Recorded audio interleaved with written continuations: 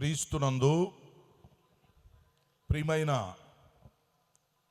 సహోదరి సహోదరులారా, ప్రభు అయిన యేసుక్రీస్తు వారి ఘనమైన ఉన్నతమైన నామములో ఈ భీమవరం దగ్గర చిన్నమేరంలో ఏర్పాటు చేయబడినటువంటి షారోన్ మహోత్సవాలు ఈ సభల్లో రెండవ దినం రాత్రికాల సమయంలో ఆసక్తితో కూడి వచ్చిన మీ అందరికీ ముందుగా హృదయపూర్వకమైన వందనాలు, శుభాలు తెలియజేస్తున్నాం.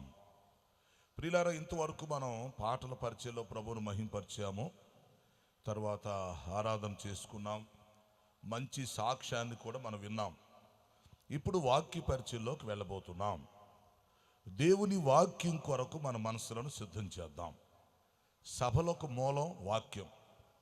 ఇప్పటికే కొంత సమయం ఆలస్యమైంది అనుకుంటున్నాను, అయినా దేవుడు మంచి వాతావరణం మనకిచ్చాడు. కాబట్టి దేవుని వాక్యం కొరకు మన మనసులను సిద్ధం చేసుకుందాం. దేవుడు వాక్యమై ఉన్నాడు, ఆయన తన వాక్యము ద్వారా మనతో మాట్లాడతాడు. కాబట్టి మనం అందరం కూడా మనసు ప్రశాంతంగా చేసుకొని దేవుని మాటలు వినటానికి ప్రయత్నం చేద్దాం. ఓకే, ఈ రెండవ రోజు ఈ విధంగా మీతో కలిసి సహవాసం చేయటానికి, వాక్య పరిచర్య చేయటానికి దేవుడు నాకు ఇచ్చిన శ్రేష్టమైన అవకాశం కొరకు ముందుగా నేను దేవునికి స్తుతులు చెల్లిస్తున్నాను. తర్వాత దైవ సేవకులు, మరి స్థానికంగా ఇక్కడ పరిచయం చేస్తున్న సతీష్ కుమార్ గారు, వారి కుటుంబం, వారి స్థానిక సంఘం, బ్రాంచ్ సంఘాలు, వారి పరిచర్యకు మనందరి పక్షంగా ప్రత్యేక వందనాలు తెలియపరుస్తున్నాం. చప్పట్లు కొడుతూ వారిని అభినందిద్దాం. సతీష్ కుమార్ గారిని, వారు చక్కటి సభలు ఏర్పాటు చేసి మనందరిని ఇక్కడికి ఆహ్వానించారు. కాబట్టి వారికి, వారి కుటుంబానికి, సంఘానికి ప్రత్యేక వందనాలు. అలాగే ఈరోజు చక్కగా నడిపించిన అధ్యక్షుల వారికి, తర్వాత అనేక మంది సేవకులు ఇక్కడికి వచ్చారు. ఎంతమంది సేవకులు వస్తే అంత ఆశీర్వాదం మన సంఘానికి కానీ మన గ్రామానికి కానీ. అసలు సేవకులు అడుగు పెడితే చాలు, వాళ్ళు ఏం చేయాల్సిన పనిలే. సేవకులు అడుగు పెట్టారంటేనే మన సంఘానికి, గ్రామానికి ఆశీర్వాదం వచ్చినట్టే లెక్క. కాబట్టి ఇంతమంది దైవ సేవకులు వచ్చారు. మరి వీరిని బట్టి కూడా దేవుని స్తుతులు చెల్లిస్తున్నాం. మన పాస్టర్ ఫెలోషిప్ వారికి కూడా ప్రత్యేక వందనాలు. తర్వాత నిన్న వర్తమానం అందించిన సేవకులు, రేపు కూడా దైవ సేవకులు చక్కటి సందేశం అందిస్తారు. అందువల్ల నాతో వాక్య పరిచర్య పంచుకున్న సేవకులకు కూడా నేను ప్రత్యేక వందనాలు తెలియపరుస్తున్నాను. ఓకే, మనం ఇప్పుడు వాక్యంలోకి వెళ్ళిపోదాం. ముఖ్యంగా నేను మీ మధ్యకు రావటానికి మరి సహాయపడినటువంటి దైవ సేవకులు రమేష్ గారు. రమేష్ గారికి మాకు ఒక 25 సంవత్సరాలకు పైగా మంచి పరిచయం ఉంది. మేము సొంత కుటుంబంలాగా స్వతంత్రంగా ఉంటాం. వారి ఆ మందిర ఓపెనింగ్ కూడా అప్పుడు నేనే చేయటం జరిగింది. కొన్ని సంవత్సరాల నుంచి వారికి మాకు ఎంతో పరిచయం ఉంది. కాబట్టి వారు ఇక్కడికి రావాలని ఎంతో ప్రోత్సహించి ఇక్కడికి పరిచయం చేశారు. వారికి నేను కృతజ్ఞతలు తెలియపరుస్తున్నాను. కాబట్టి ప్రియులారా, ఈరోజు దేవుడిచ్చే సందేశం కొరకు మనం ఎదురు చూద్దాం. దేవుడు అనేకులతో మాట్లాడాలని, అనేకులు రక్షించబడాలని ఆశిస్తున్నాం. తర్వాత విషయం ఏంటంటే, ప్రతి గురువారం ఉదయం 6 గంటలకి ఆరాధన టీవీలో వర్తమానంలో వస్తుంది, మీరు చూడొచ్చు. క్రీస్తు రాకడ ధ్వని ఈ ఆరాధన ఛానల్లో ప్రకటన గ్రంథం గురించి సీరియల్గా మాట్లాడుతున్నాను. కాబట్టి తప్పకుండా ఆ కార్యక్రమాలు మిస్ అవ్వకుండా చూడండి. ప్రతి గురువారం ఉదయం 6 గంటలకి ఆరాధన టీవీలో. ఓకేనా? అలాగే క్రీస్తు రాకడ ధ్వని యూట్యూబ్ ఛానల్ ఉందమంది. ఈ ఛానల్ మీరు సబ్స్క్రైబ్ చేసుకొని మీకు తెలిసిన వాళ్ళకి షేర్ చేయండి. ఈ ఛానల్లో ఎన్నో ప్రసంగాలు పెడుతుంటాం. మీరు బలపరచబడటానికి మీకు ఒక మంచి ఫ్రెండ్ లాగా ఈ ఛానల్ ఉపయోగపడిద్ది, మాకు తెలుసు. ఒక్కసారి ఈ ఛానల్ మీరు ఉపయోగించుకున్నారంటే వదలరు. కాబట్టి ఈ ఛానల్ మీరు ఉపయోగించుకుని ఆత్మీయంగా బలపరచబడండి. రైట్. ఈ మీటింగ్ అయిపోయిన తర్వాత, ప్రార్థనాశీర్వాదాల తర్వాత ఎవరైనా సమస్యలతో, అనారోగ్యంతో, అవసరతతో ఉండి ఏదైనా ప్రత్యేక ప్రార్థన చేయించుకోవాలని కోరితే చివరిలో అందరి కోసం కలిపి ఒకేసారి ప్రత్యేక ప్రార్థన చేయబడిద్ది. కాబట్టి మీరు విశ్వాసంతో సిద్ధపడి చివరిలో ప్రత్యేక ప్రార్థన చేయించుకోవచ్చు. దేవుడు అద్భుతాలు చేస్తాడు, స్వస్థతలు చేస్తాడు, అందులో డౌటే లేదు. వాక్య పరిచర్య అయిపోయినాక ప్రార్థనాశీర్వాదాల తర్వాత మీరెవరన్నా ప్రత్యేక ప్రార్థన చేయించుకున్న వాళ్ళు ముందుకు వస్తే అప్పుడు అందరి కోసం కలిపి చివరిలో ఒకసారి ప్రార్థన చేస్తాం. ఓకే, అది గుర్తుపెట్టుకోండి. ఇక నేను వాక్యంలోకి వెళ్ళిపోతున్నాను. మరొక చిన్న విషయం మీకు చెప్పాలి. అదేంటంటే జూన్ మాసం 1వ తేదీ నుంచి ఒక 10 రోజులు చిలకలూరుపేట దగ్గర బైబిల్ క్లాసులు పెడుతున్నాం. ఇది రాష్ట్ర వ్యాప్తంగా పెడుతున్నాం. అన్ని ఏరియాస్ నుంచి వస్తారు.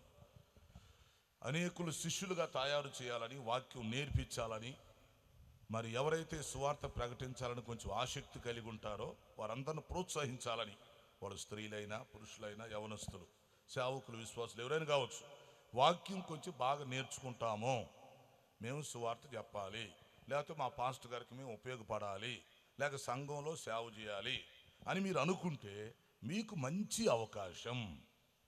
మీరు సతీష్ కుమార్ గారి ద్వారా కానీ రమేష్ గారి ద్వారా తెలియపరచవచ్చు. 10 రోజులు అక్కడ మీరు ఉండటానికి మీకు మంచిగా రూమ్ ఇచ్చి ఫుడ్ పెట్టి వాక్యం నేర్పించి పంపిస్తాం. ఇలాంటి మంచి అవకాశం రాదు.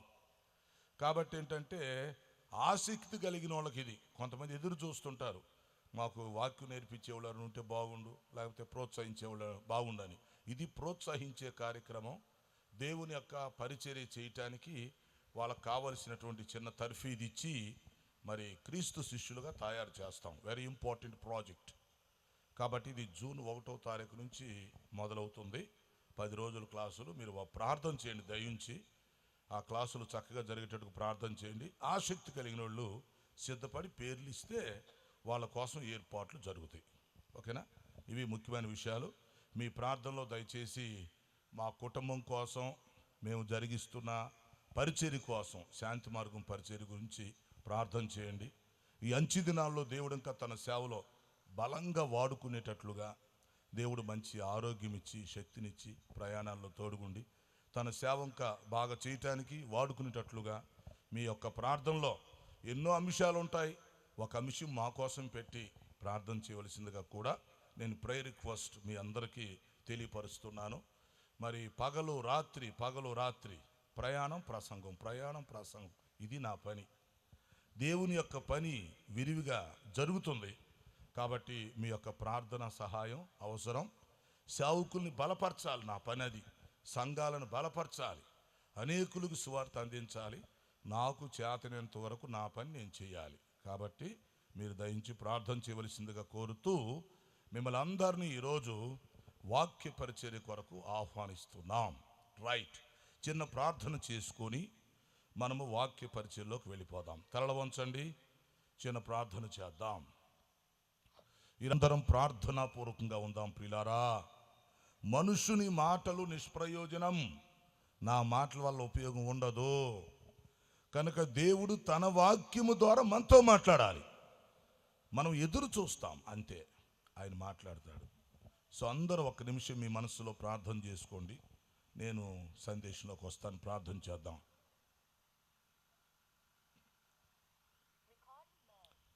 ప్రార్థన.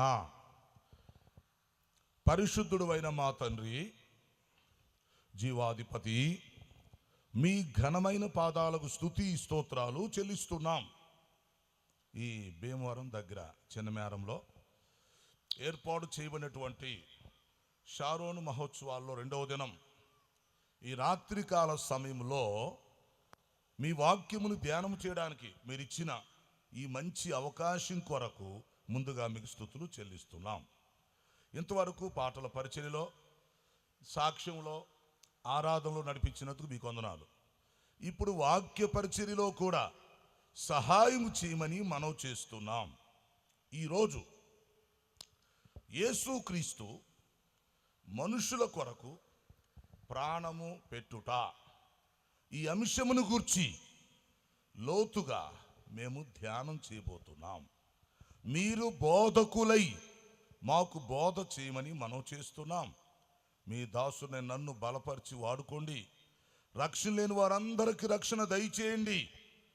రక్షణ పొందిన వారిని సంఘములో స్థిరపరచి బలపరచమని మనం చేస్తున్నాం.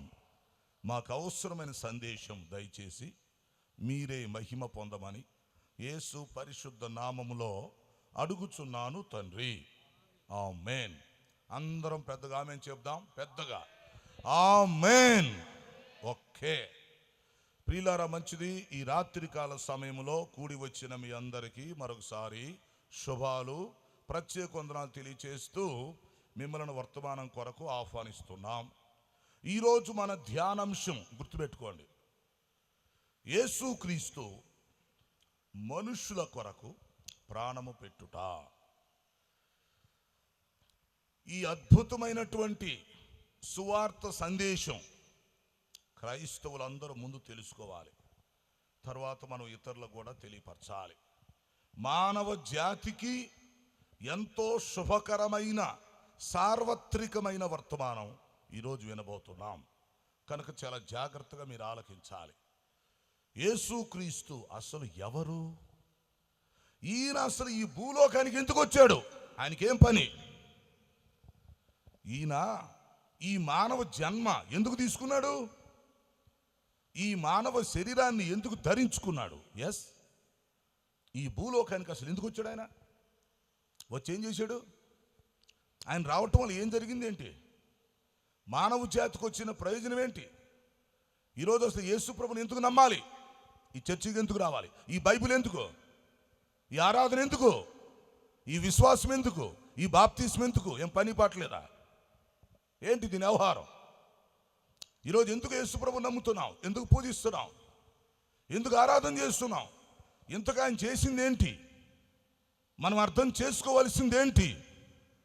ఈ విషయాలు మనం ప్రపంచానికి చెప్పాలి. జనరల్గా ఎక్కువగా నేను రెండవ రాకడ వర్తమానాలు చెప్తుంటాను. అయితే ఈరోజు సందర్భాన్ని బట్టి ఫస్ట్ టైం ఇక్కడికి వచ్చాను కనుక మొదట సువార్త సందేశం చెప్పాలని చూస్తున్నాను. ఈసారి వీలైతే మన రెండవ రాకడ గురించి మాట్లాడదాం. ముందు ప్రజలకి మొదటి రాకడ గురించి చెప్పాలి, తర్వాత రెండవ రాకడ గురించి చెప్పాలి. దేవునికి స్తోత్రం. ప్రపంచంలో ఉన్న ప్రతి వ్యక్తికి ప్రియులారా అర్థమవ్వాల్సిన విషయం ఏంటంటే యేసుక్రీస్తు మొదటి రాకడ గురించి తెలియాలి, రెండవ రాకడ గురించి కూడా తెలియాలి. ఈ రెండు విషయాలు తెలిస్తే చాలు. మొదటి రాకడ ఆల్రెడీ జరిగిపోయింది, 2000 సంవత్సరాలు దాటిపోయింది. రెండవ రాకడ జరగటానికి సిద్ధంగా ఉంది. అయితే విచిత్రమైన విషయం, బాధాకరమైన విషయం ఏంటంటే ఆయన రెండవ రాకడలో మళ్ళీ వచ్చేస్తుంటే ఇంకా మొదటి రాకడ గురించే తెలియని వాళ్ళు చాలామంది ఉన్నారు. అవునా? మొదటి రాకడ ఆల్రెడీ జరిగిపోయింది, 2000 సంవత్సరాలు గడిచిపోయాయి. ఇప్పుడు ప్రభు మళ్ళీ రెండవ రాకడలో కూడా రావటానికి సిద్ధంగా ఉన్నాడు. రెండవ రాకడ గురించి ప్రపంచం మొత్తానికి తెలియవలసినటువంటి సందర్భంలో తెలియకపోగా అసలు మొదటి రాకడ గురించే తెలియని వాళ్ళు చాలామంది ఉన్నారు. కాబట్టి ఇప్పుడు మన డ్యూటీ ఏంటంటే సేవకులుగా, విశ్వాసులుగా ఈ భూలోకములో what is our duty, what is our responsibility in this time? ఈ సమయంలో మన బాధ్యత ఏంటంటే యేసుక్రీస్తు మొదటి రాకడ గురించి, యేసుక్రీస్తు రెండవ రాకడ గురించి ఈ మానవ జాతికి చక్కగా మనం చెప్పగలిగి ఉండాలి.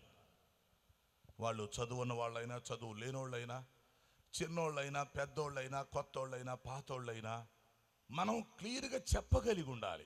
ఒక టీచర్ గారు చిన్న పిల్లలకు ఎట్లా చక్కగా చెప్తాడో ఆ టైపులో చెప్పే స్థితి మనం కలిగి ఉండాలి. యేసుక్రీస్తు మొదటి రాకడ అంటే ఏమిటి? మొదటి రాకడలో ఆయన ఎందుకు వచ్చాడు? ఏమి జరిగింది? దానివల్ల మనుషులకు ఉపయోగం ఏంటి? మళ్ళీ రెండవ రాకడ అంటే ఏమిటి? అది ఎప్పుడు జరిగిద్ది? వచ్చి మళ్ళీ ఏం చేస్తాడు? దానివల్ల ఉపయోగం ఏంటి? నమ్మితే లాభం ఏంటి? నమ్మకపోతే నష్టం ఏంటి? సింపుల్గా ప్రతి వ్యక్తికి యేసుక్రీస్తు మొదటి రాకడ గురించి, రెండవ రాకడ గురించి చెప్పగలిగితే అదే మనం చేయగలిగిన సరైన న్యాయం బైబిల్కి. గుర్తుపెట్టుకోండి, బైబిల్కి మనం చేయగలిగిన న్యాయం లేదా మన సేవకి మనం చేయగలిగిన ధర్మం ఏంటంటే యేసుక్రీస్తు మొదటి రాకడ గురించి అందరికి తెలుసా? అసలు యేసుక్రీస్తు అంటే ఆయన గురించి ముందు అందరికి తెలుసా? సరే, ఆయన గురించి తెలుసు, ఆయన మొదటి రాకడ గురించి తెలుసా? ఇట్లా మొదటిసారి వచ్చి వెళ్ళాడు రా అని తెలుసా? మరి మొదటిసారి ఎందుకు వచ్చాడో, ఏం చేశాడో, ఏమి చేసి వెళ్ళాడో, మరి వెళ్ళిన దగ్గర నుంచి ఇప్పుడు ఏం జరుగుతుందో అది తెలుసా? సరే, రెండవ రాకడ అంటున్నారు, మళ్ళీ ఎప్పుడు వస్తాడు, ఎందుకు వస్తాడు, ఏం చేస్తాడు, వస్తే ఏం జరిగిద్ది, రెండవ రాకడ తర్వాత ఏమైద్ది, నమ్మితే ఏంటి, నమ్మకపోతే ఏంటి, ఎందుకు నమ్మాలి, ఎందుకు నమ్మమని చెప్తున్నావు, దీని గొడవ ఏంటి? ఈ విషయాలన్నీ మాట్లాడకుండా మనం ఏదేదో బైబిల్ లోపలికి వెళ్ళి మేము మర్మాలు చెప్తాం, మర్మరాలు పెడతామంటే ఎవడికి కావాలయా? మర్మాలు ఏంటి? ముందు కావాల్సింది యేసుక్రీస్తు మొదటి రాకడ, రెండవ రాకడ. బైబుల్ మొత్తం డిపెండ్ ఆన్ 2 things. ఈ బైబుల్ అంతా ఈ 2 విషయాల మీదే ఆధారపడింది. యేసుక్రీస్తు మొదటి రాకడ, రెండవ రాకడ, అంతే.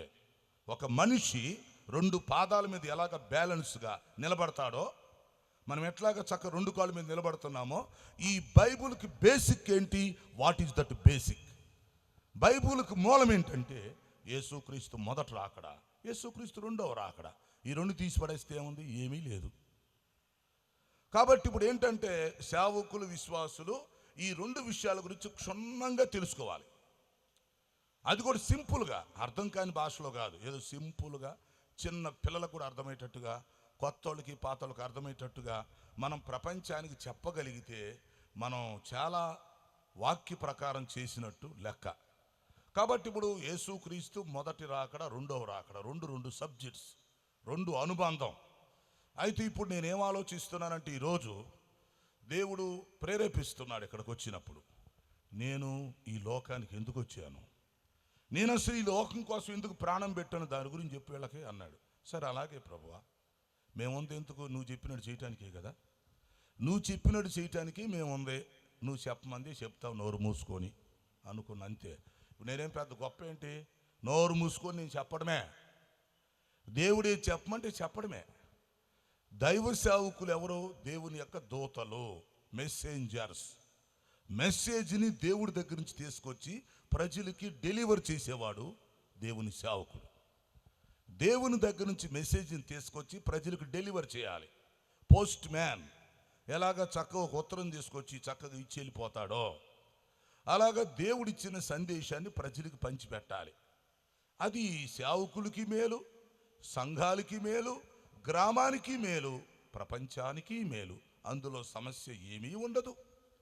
కాబట్టి ఈరోజు మనం ఏంటంటే, యేసుక్రీస్తు మనుషుల కోసం ప్రాణం పెట్టుట, ఈ విషయాన్ని కొంత మనం ఆలోచన చేస్తాం. చాలా జాగ్రత్తగా వినాలి.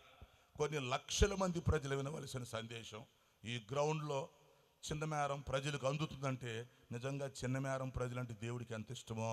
దేవునికి స్తోత్రం. దేవుడు ఈ ప్రజలను ఎంతో ప్రేమిస్తున్నాడు, ఎంతో ఇష్టపడుతున్నాడు, అందులో డౌట్ లేదు. అందుకని ఇప్పుడు ఆయన తాను చేసిన కార్యం గురించి ఇక్కడ చెప్పాలనుకుంటున్నాడు. ఓకే, ఒక వాక్య భాగాన్ని చదువుదాం, లోపలికి వెళదాం.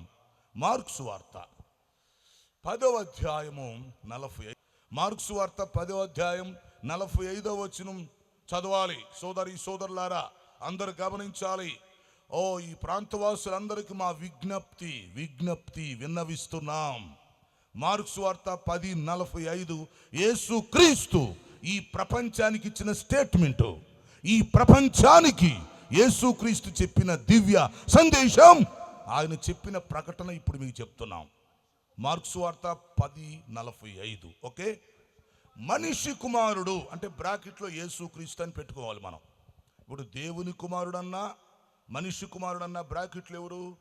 యేసుక్రీస్తు. అంటే అందరికి అర్థం అవటానికి, ఇప్పుడు దేవుని కుమారుడు అంటే ఎవరో అనుకోకూడదు, మనిషి కుమారుడు అంటే ఎవరో అనుకోకూడదు, బ్రాకెట్లో యేసుక్రీస్తు. సో ఇప్పుడు యేసుక్రీస్తు ఏం చెప్తున్నాడు?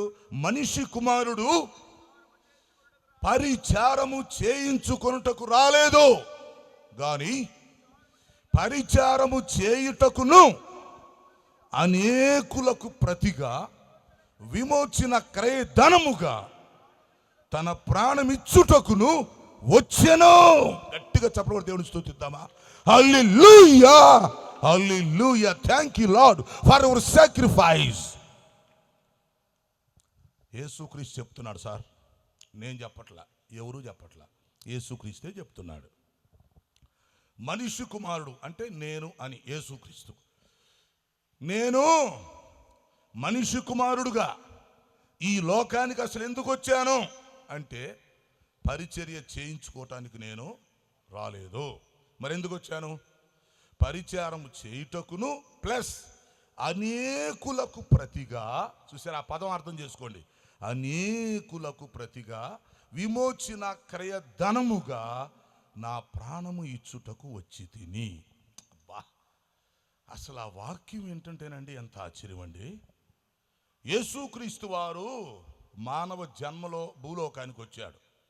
దేవుడై ఉండి మానవ రూపంలోకి వచ్చాడు.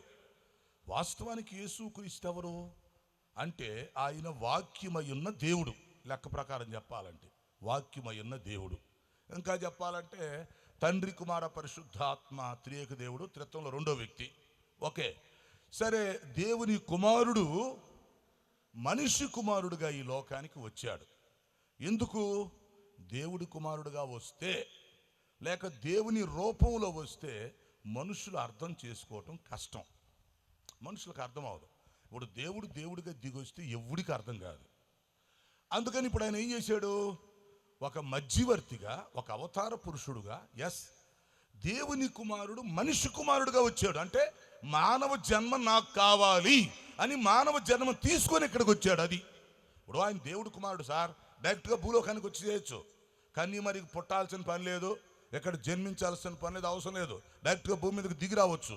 కానీ ఇక్కడ పాయింట్ ఏంటంటే ఆయన వస్తే ఇక్కడ అర్థం చేసుకోలేం మనం. ఆయన దేవుడి కుమారుడుగా డైరెక్ట్ దిగొచ్చాడు అనుకోండి, ఎవడు అర్థం చేసుకుంటాం? అంత శక్తి మనకి ఎక్కడుంది, అంత జ్ఞానం మనకి ఎక్కడుంది? మనం అర్థం చేసుకోలేం. పైగా ఆయన ముఖ దర్శనం కూడా మనం చేసుకోలేం. ముఖ దర్శనం చేసుకుంటే చనిపోతాం. ఎందుకు తెలుసా? ఆయన దహించి అగ్ని, ఆయన మహిమ స్వరూపి. కోటి సూర్యుల తేజస్సు కలిగినోడు. ఒక సూర్యుడినే చూడలేని మనం కోటి సూర్యుల తేజస్సు కలిగినోడు మనం చూడగలమా? ఇదంతా జరిగే పని కాదు.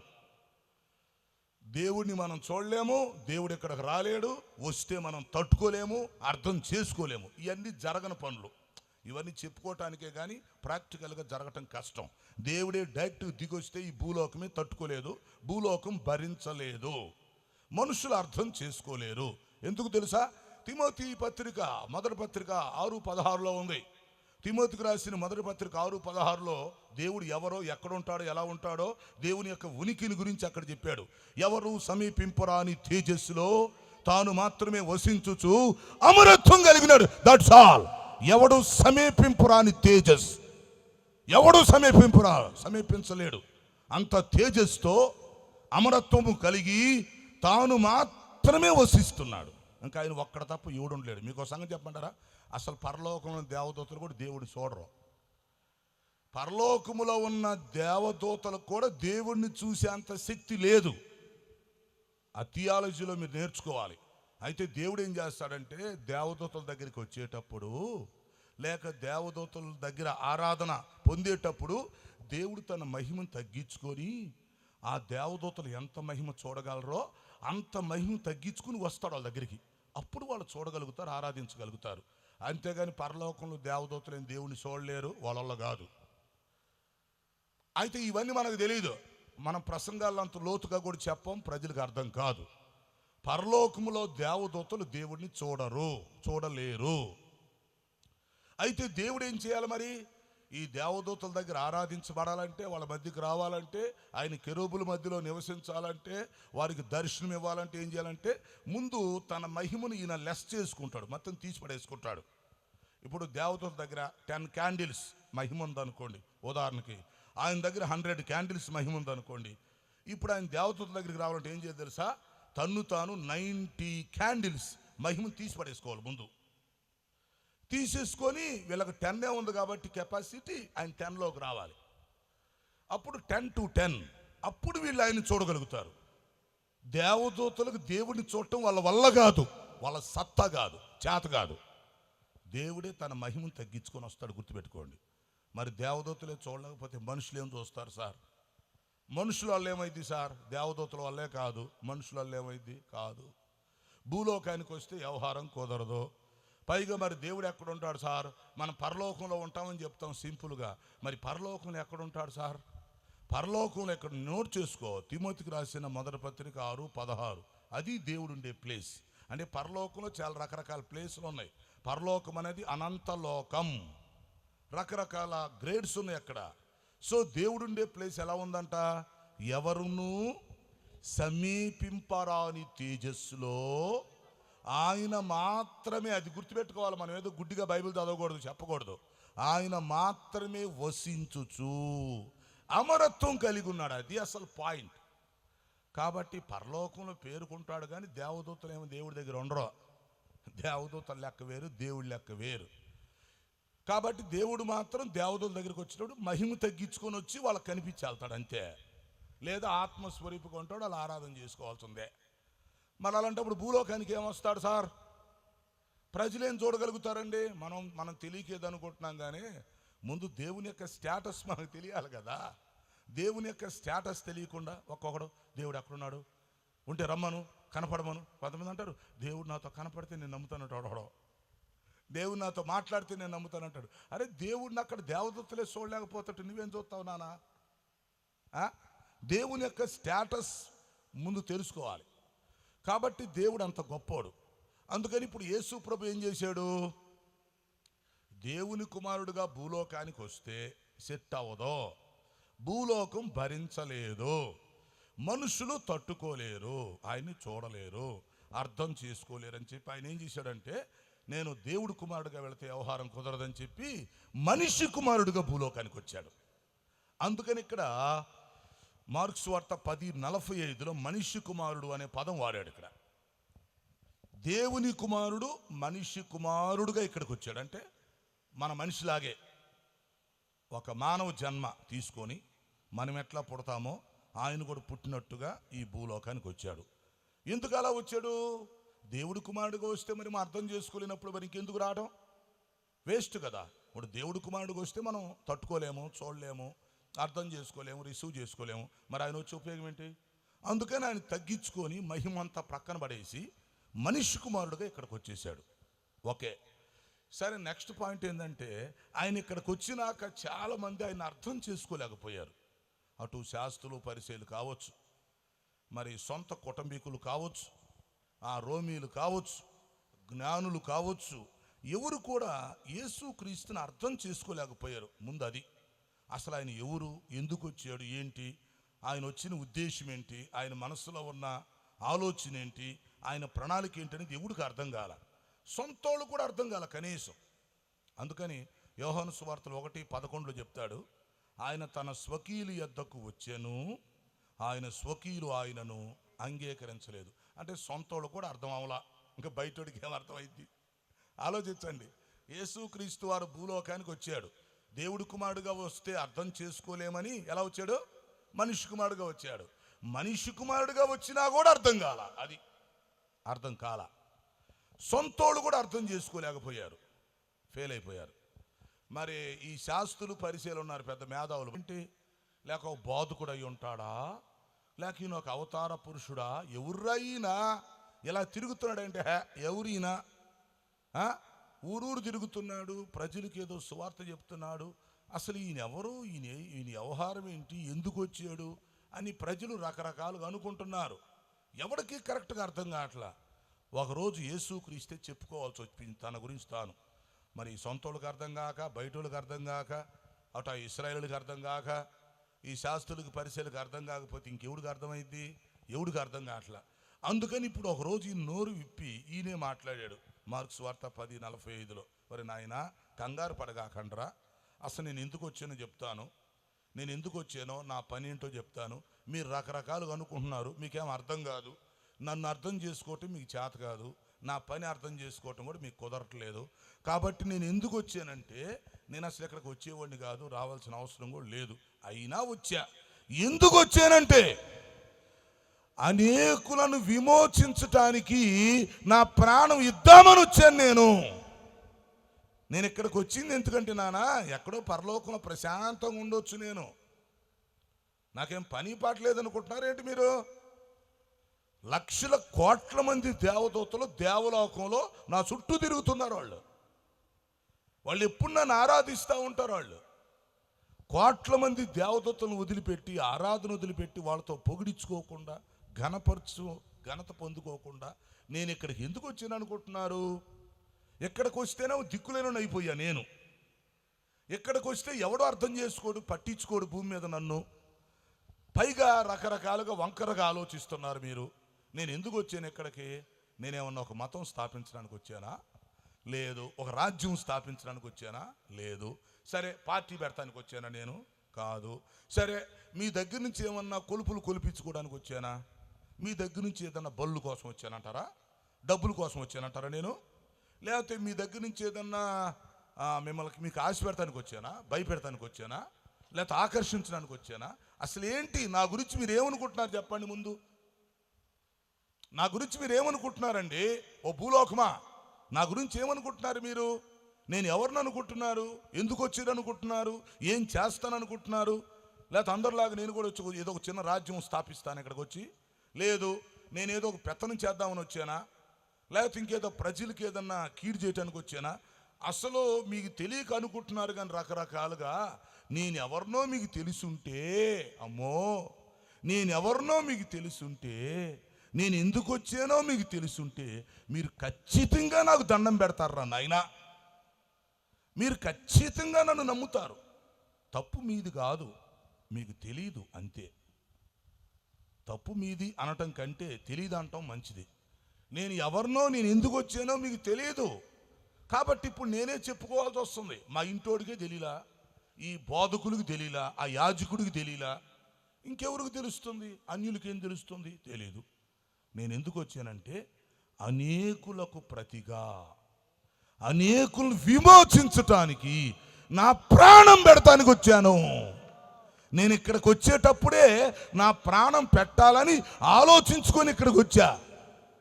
మీ దగ్గర నుంచి ఏదో తీసుకెళ్దామని కాదు నానా, మీ దగ్గర నుంచి ఏదో నేను తీసుకెళ్లాలని కాదు, లేక మీ మెప్పు కోసం కాదు, గౌరవం కోసం కాదు, పదవి కోసం కాదు, లేకపోతే ఇంకేదో మిమ్మల్ని కొంచెం ఇబ్బంది పెట్టాలని కాదు. నేను వచ్చింది ఆల్రెడీ నేను సిద్ధపడి వచ్చా. అనేకులను ఎట్టయినా రక్షించటానికి, అనేకులను విమోచించటానికి నా ప్రాణం పెట్టి వెళ్దామని ఇక్కడికి వచ్చాను నేను. ఎంత గొప్ప మాట అండి. యేసుక్రీస్తు ఎందుకు వచ్చాడో తెలిస్తే ఆయన్ని నమ్మకుండా ఉండటం ఎవరి వల్ల కాదు. ఆయన్ని ఎవరు ఆపలేరు. అంటే ముందు తెలియక చెప్పేవాళ్ళు కూడా చెప్పలేక, చెప్పిన అర్థం కాక ఏదో ఏమో. యేసుక్రీస్తు అంటున్నాడు, నేను ఇంతగా తగ్గించుకుని ఎందుకు వచ్చాడు? అసలు ప్రాణం పెడదామని వచ్చాను నేను ప్రాణం పెట్టి బలైపోయి నా రక్తాన్ని కార్చి అనేకులను విమోచిస్తామని నేను వచ్చా. ఈ భూలోకంలో కొన్ని కోట్ల మంది ప్రజలు ఉన్నారు కదా, వీళ్ళని రక్షించాలి, నేను వీళ్ళని విమోచించాలి. నాకు కులంతో నాకేం పని, మతంతో నాకేం పని సార్, దేశంతో నాకేం పని, జాతితో నాకేం పని, లేకపోతే మీ భాషతో నాకేం పని? ఇవన్నీ మధ్యలోనే వచ్చినాయి కదా. అసలు సింపుల్గా చెప్పాలంటే మానవుడికి కులము, మతము, జాతి, భాష ఇవన్నీ మధ్యలో వచ్చినాయి. మొదట్లో ఇవన్నీ లేవు కదా సార్. మానవ జాతి మొత్తం ఒక్కళ్ళలో నుంచే పుట్టారు, ఒకే తండ్రి ఒకే తల్లి. మానవ జాతి మొత్తానికి ఆదాము హవ్వ, అంతే. ఇంకేముంది సార్? ఇంకేమీ లేదు. మానవ జాతి మొత్తానికి ఒక్కడే తండ్రి. మనం పెద్దోళ్ళమైనా, చిన్నోళ్ళమైనా, మంచోళ్ళమైనా, చెడ్డోళ్ళమైనా ఒక్కడే మన బాబు. ఆదామే మన బాబు. ఆదాము హవ్వల ద్వారా మనం వచ్చాము. కాకపోతే మధ్యలో మనం సృష్టించుకున్నాం. ఈ కులం ఆ కులం, ఈ జాతి ఆ జాతి, ఈ దేశం ఆ దేశం, ఈ మతం ఆ మతం, ఈ భాష ఆ భాష, ఇవన్నీ మధ్యలో వచ్చినాయి. మధ్యలోనే పోతాయి, చివరిదాకా ఉండవు. మొదట్లో ఉంటే నిజంగానే ఉండేవి, మొదట్లో లేవు గనుక మధ్యలో వచ్చినాయి గనుక మధ్యలోనే పోతాయి. అందుకని ఇప్పుడు యేసుప్రభు అంటాడు, నేను వచ్చింది ఏదో పార్టీ పెట్టో, లేకపోతే ఏదో మిమ్మల్ని ఆకర్షించుకోవడానికో, నేను ఇంకేదో క్రొత్త సిద్ధాంతం చెప్పడానికి కాదు, నేను ప్రాణం పెట్టాలనుకొని వచ్చాను. దేవునికి స్తోత్రం. ఇది నా మనసులో మాట అంటున్నాడు యేసు ప్రభు. నేను ప్రాణం పెట్టాల్సిందే, పెడతా. నేను బలవ్వాలి, నేను రక్తం కార్చాలి. ఎందుకు? అనేకులను విమోచించడానికి. ఈ ప్రపంచంలో ఉన్న మానవ జాతిని అందరినీ విమోచించాలనుకుంటున్నాను. మరి అందరు నా మాట వినరు కదా, నేనేం చేయగలను? నాకైతే అందరిని విమోచించాలని ఉంది. మరి అందరిని విమోచించలేకపోయినా కొందరు నన్ను విమోచిస్తానుగా. అంటే నా మాట ఎవరు వింటారో, నన్ను ఎవరు నమ్ముతారో, నన్ను ఎవరు సొంత రక్షకుడుగా ప్రభువుగా అంగీకరిస్తారో, ఎవరు నన్ను హృదయంలోకి చేర్చుకుంటారో, ఎవరు నన్ను గృహంలోకి చేర్చుకుంటారో, ఎవరు నా మంచితనాన్ని అర్థం చేసుకుంటారో వాళ్ళ కోసం ప్రాణం పెట్టి రక్తం కార్చి వాళ్ళని రక్షించాలని నేను వచ్చాను. నేను వచ్చిన ఉద్దేశం అది. నాకు ఇంకేమొద్దు, నేను ప్రాణం పెట్టి వెళ్ళిపోతా. మొదట రాకళ్ళు అదే చెప్పాడు, అదే చేశాడు. ఈ మధ్య చాలామంది యూట్యూబ్లో పెట్టారు, యేసు ప్రభు సిలువలో 3 మేకులతో ఉన్నాడు, వస్త్రం లేకుండా ఉన్నాడు, ఆయన రక్షించుకోలేకపోయాడు, ఇంకేం రక్షిస్తాడని కొంతమంది కామెంట్స్ పెట్టారు. అది కరెక్ట్ కాదు. అరే నేను ప్రాణం పెడతానికి వచ్చాను రా బాబు అని చెప్పి ముందుగా అని చెప్తే ఆయన చేతకాక చనిపోయాడని చెప్పటం కరెక్ట్ కాదు. ఆయన ఏమన్నాడు, నేను ప్రాణం పెడతానికి వచ్చాను రా అని చావకు ముందే చెప్పాడు. ఇంకేంటి, యేసు ప్రభు అనుకోకుండా సిరులో చనిపోలేదు కదా సార్. అనుకోకుండా సిరులో చనిపోలా, చేతగాక చనిపోలా, శక్తి లేక చనిపోలా, లేకపోతే ఎవడో పట్టుకుంటే చనిపోలా.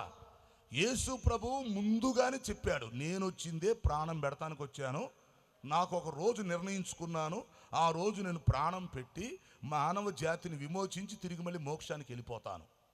అక్కడి నుంచి వచ్చాను, అక్కడికి వెళ్ళిపోతా నేను. కాబట్టి నన్ను నమ్మిన వాళ్ళందరినీ, ఈ ప్రపంచం మొత్తం మీద మానవ జాతి అంతట్లో నన్ను ఎంతమంది నమ్ముతారో, ఎంతమంది నన్ను ఆరాధిస్తారో, నన్ను దైవంగా ఒప్పుకుంటారో, రక్షకుడిగా ప్రభువుగా ఒప్పుకుంటాడో వారందరిని రక్షిస్తామని నా ఆలోచన. అసలు మానవ జాతి మొత్తాన్ని రక్షించాలనుకుంటున్నా, కానీ మరి అందరు వింటలేదు కదా. సరే వినినా వినకపోయినా నేను చేయగలిగింది ఏముంది? నేను మాత్రం మానవ జాతి మొత్తాన్ని రక్షించాలని నా ఉద్దేశం. అందరి కోసం ప్రాణం పెడతాను, నన్ను నమ్మితే వారికి రక్షణ కలుగుతుంది, మీకు శుభం. ఆ శుభం కలగటానికి నేను వచ్చానని యేసు ప్రభు తాను చావకు ముందే చెప్పాడు. చనిపోయేటప్పుడు చెప్పలేదు, చావకు ముందు చెప్పాడు, భూలోకానికి తెలియపరిచాడు. ఎందుకు? భూలోకం కన్ఫ్యూజ్ అవుతుంది. ఈయనెవర్రా, రేయ్ ఈయనెవర్రా బాబు, ఆ నజరుడైన యేసు అంటారా నాయన, ఎవర్రా ఆయన? మరీ కుమారుడు అంటారా, ఈయనెవర్రా? ఈయన వ్యవహారం ఏంటి? ప్రవక్త ఏంటి? బోధకుడా ఏంటి? మెస్సయ్యానా? ఎవరైనా అని రకరకాలుగా అనుకుంటే వారు ఈ గొడవింతుకురా మీకు నాయన. మీ ఆలోచనలు ప్రక్కన పెట్టండి, నేను మీకోసం ప్రాణం పెడదామని వచ్చాను తెలుసుకోండి అని చెప్పాడు ముందే. అంటే ప్రజలకు ఒక క్లారిటీ ఇచ్చాడు. సో యేసుక్రీస్తు ప్రియులారా వాస్తవానికి దేవుని కుమారుడు, త్రిత్వంలో రెండో వ్యక్తి. దేవదూతలు సైతం ఆయన చూడలేరు. అయితే మనిషి కుమారుడిగా ఇక్కడికి వచ్చి మన మధ్యలో నివసించి వెళ్ళాడు. గుర్తుపెట్టుకోండి, మన మధ్యలో నివసించి వెళ్ళాడు. ఎందుకు వచ్చాడంటే మన కోసం ప్రాణం పెట్టి వెళదామని మంచి ఉద్దేశంతో వచ్చాడు. ఆయన ఎవరిని విమర్శించాడు, ఎవరికి కీడు చెయ్యాడు, ఎవరిని ఇబ్బంది పెట్టాడు, ఎవరి జోలికి వెళ్ళడు. ఆయన వచ్చింది ప్రాణం పెడతానికైనప్పుడు మిగతా కార్యక్రమాలకు ఆయనకు అనవసరం. ఆయన పని ఏంటంటే ప్రాణం పెట్టి రక్తం కార్చి వెళ్ళిపోతే పని అయిపోయింది. ఆయన నమ్మిన వాళ్ళందరికి రక్షణ ఇస్తాడు, అది మనం తెలుసుకోవాలి. Next point. సరే, ఇంతకు యేసుక్రీస్తు మనుషుల కోసం ప్రాణం పెట్టి ఏం చేస్తాడంటే 5 విషయాలలో మనల్ని విమోచిస్తాడు. గుర్తుపెట్టుకోండి. ఇప్పుడు సెంటర్ పాయింట్కి వస్తున్నా. సెంటర్ పాయింట్ వచ్చింది ఇప్పుడు మనకి. యేసుక్రీస్తు మనుషుల కోసం ప్రాణం పెట్టి 5 రకాలుగా మనల్ని విమోచిస్తాడు. ఈ 5 మీద మళ్ళీ 5 రోజులు ప్రసంగాలు చేయాలి. ఇప్పుడు నేను గంట తెలుసా, నేను వాక్యం మొదలు పెడితే బయట విషయాలు ఉండవు. వాక్యం అంటే వాక్యమే చెప్తా, ఇంకా బయట విషయాలు చెప్పను. సో యేసుక్రీస్తు ప్రాణం ఎందుకు పెట్టాడంటే 5 విధాలుగా మనుషులను విమోచించుటకు. ఈ 5 పాయింట్స్ నోట్ చేసుకోండి. ఒక్కొక్క పాయింట్ మీద మళ్ళీ మీరు ప్రసంగం చేసి దుమ్ము రేపేసేయండి. ఒక్కో పాయింట్ మీద మళ్ళీ మీరు కొన్ని రెఫరెన్సులు చూసుకోండి, కొన్ని ఉదాహరణలు చూసుకోండి, ప్రజలకు చెప్పండి. అంటే ఆయన ఎందుకు ప్రాణం పెట్టాడు అనేది ఇప్పుడు మనకు కావాలి. ప్రాణం పెడతానికి వచ్చాను అన్నాడు, అది బాగానే ఉంది, ఆ పాయింట్ మనకు అర్థమైంది. అసలు ముందు పరలోకం నుండి ఎవడు ఇక్కడికి వచ్చాడు, వచ్చేటప్పుడు ఆ దేవుడు కుమారుడుగా వస్తే ఇక్కడ సెట్ అవ్వదు కాబట్టి ఎలా వచ్చాడు? మనిషి కుమారుడికి వచ్చాడు, అయిపోయింది. మరి మనిషి కుమారుడికి ఏం చేయడానికి వచ్చాడు? ప్రాణం పెడతానికి వచ్చాడు, ఒక అయిపోయింది. ఇప్పుడు ప్రాణం పెట్టి ఏం సాధిస్తాడు? ప్రాణం పెడతాడు, ఓకే. ఏం సాధిస్తాడు? ఆయన ప్రాణం పెడితే ఇప్పుడు మనకేంటంట లాభం? ఆయన మనుషులు ఏమి విమోచిస్తాడు? నేను విమోచన క్రయధనముగా నా ప్రాణం ఇచ్చుటకు వచ్చానన్నాడు కదా. అంటే విమోచించటానికి, నేను వెల చెల్లించటానికి, ఆ వెల డబ్బులు కాదు, వెండి బంగారం కాదు, నా ప్రాణాన్నే వెలగా చెల్లించడానికి వచ్చాను అని చెప్తున్నాడు. రైట్, ఇంతవరకు ఓకే. ఇప్పుడు లోపలికి వెళ్ళాలి. సరే, ఇప్పుడు ఆయన మన కోసం ప్రాణం పెట్టేస్తున్నాడు, వెల చెల్లిస్తున్నాడు, రైట్.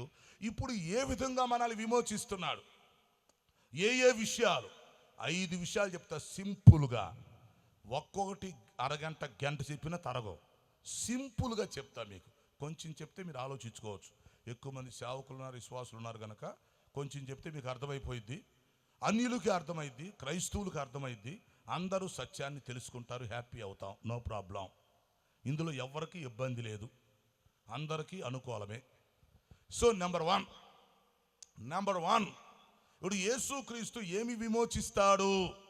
ప్రాణం పెట్టి లేక బలైపోయి రక్తాలు కార్చి అంతగా రక్తం చిందించి ఏమి విమోచిస్తాడంటే నెంబర్ 1 మన పాపముల నుండి మనల్ని విమోచిస్తాడు. గట్టిగా చెప్పడం తెలుస్తూ తిద్దామా? హల్లెలూయా. యేసుక్రీస్తు ఎందుకు వచ్చాడంటే, నానా, తమ్ముడు, అమ్మా, బాబు, గౌరవనీయులారా, చిన్నలారా, పెద్దలారా, యేసుక్రీస్తు ఎందుకు వచ్చాడు, ఎందుకు ప్రాణం పెట్టాడంటే మనుషుల యొక్క పాపాన్ని క్షమించడానికి వచ్చాను అంటున్నాడు. అంటే పాపముల నుండి మనలను విమోచించడానికి వచ్చాడు. విమోచించుట అంటే చాలా అర్థాలు వస్తాయి దానికి. విమోచన అనే పదానికి గ్రీకులో లోట్రాస్ అనే పదం వాడాడు. ఇంగ్లీష్లో రెడెంప్షన్ అంటాం. విమోచించడం అంటే తెలుగులోకి వచ్చేసరికి రక్షించడం, క్షమించడం, విడిపించడం, విడుదల చేయటం, తప్పించటం, కాపాడటం, ఈ పదాలన్నీ వస్తాయి. విమోచించుట అనే పదానికి చాలా అర్థాలు ఉన్నాయి. విమోచించుట అంటే రక్షించడం, రక్షించడానికి, లేదా క్షమించడానికి, లేదా ఒక దానిలో నుంచి మనల్ని బయటకు తీసుకురావటానికి, విడిపించటానికి, లేక ఒక దానిలోంచి మనకి విడుదల ఇవ్వటానికి, లేదా ఒక దానిలోంచి మనల్ని తప్పించటానికి, లేదా కాపాడటానికి.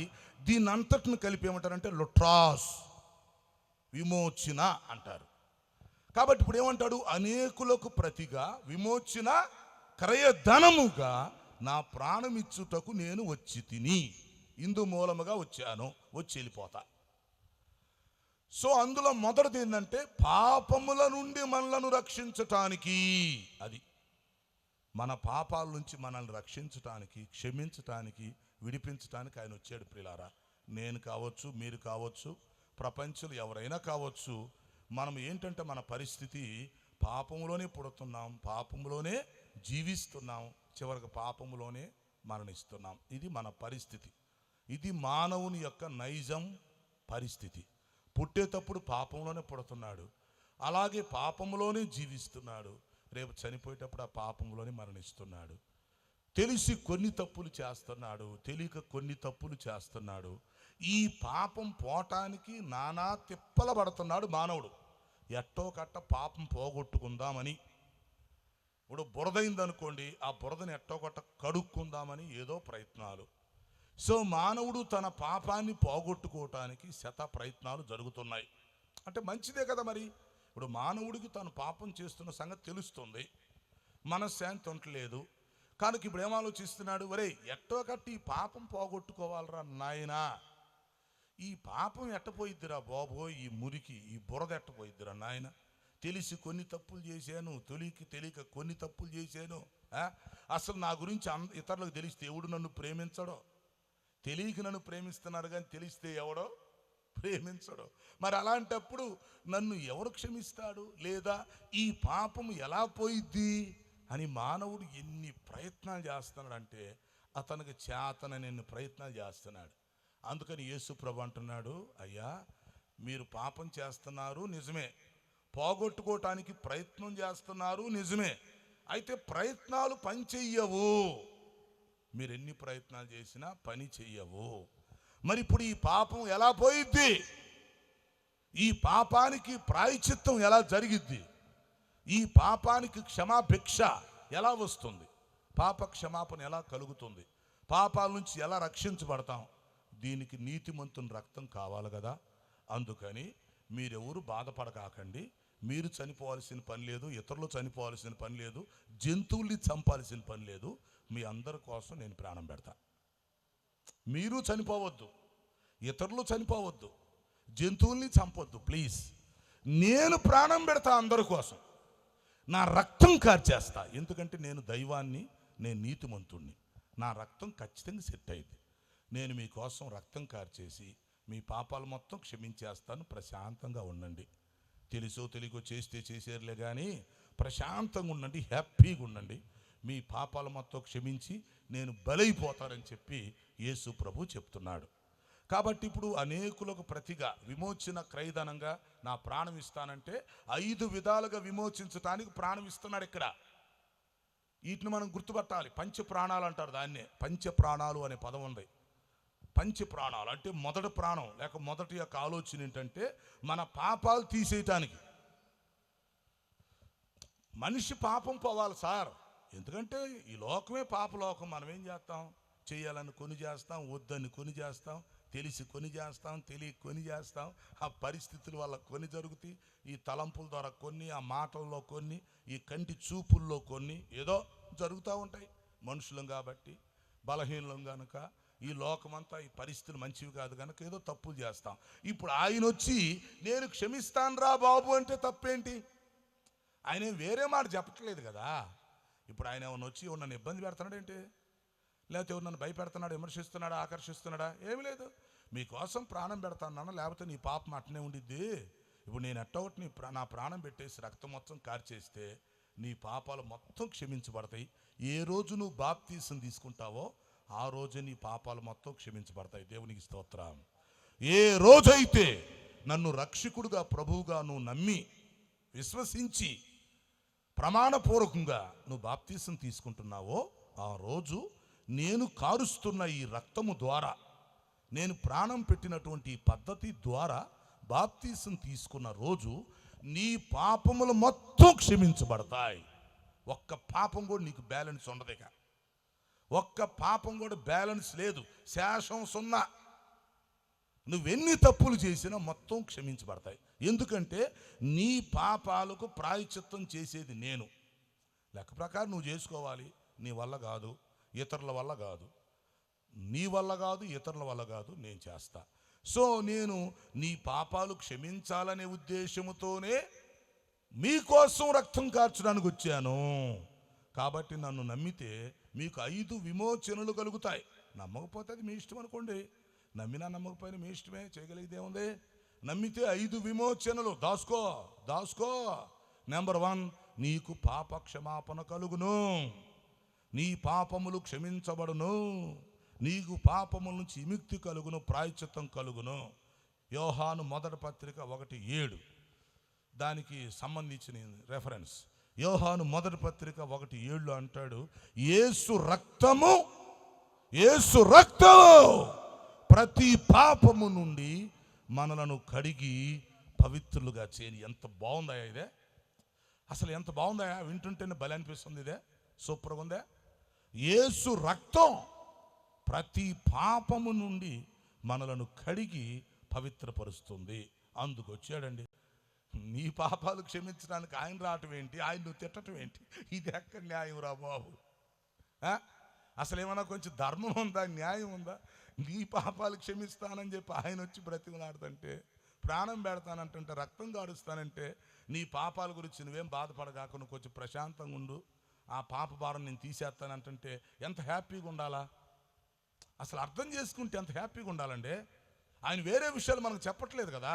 ఆయన ఏమన్నా కులం గురించి మాట్లాడా, మతం గురించి ఏం చెప్పాడా, లేకపోతే ఇంకేదన్నా చెప్పాడా, లేకపోతే ఏమన్నా విమర్శిస్తున్నాడా? ఏం లేదుగా. నీ పాపాలు నేను క్షమిస్తాను అంటున్నాడు. కానీ తప్పేముంది? అంటే నీ పాపాలు క్షమిస్తానని చెప్పడం కూడా తప్పేనా?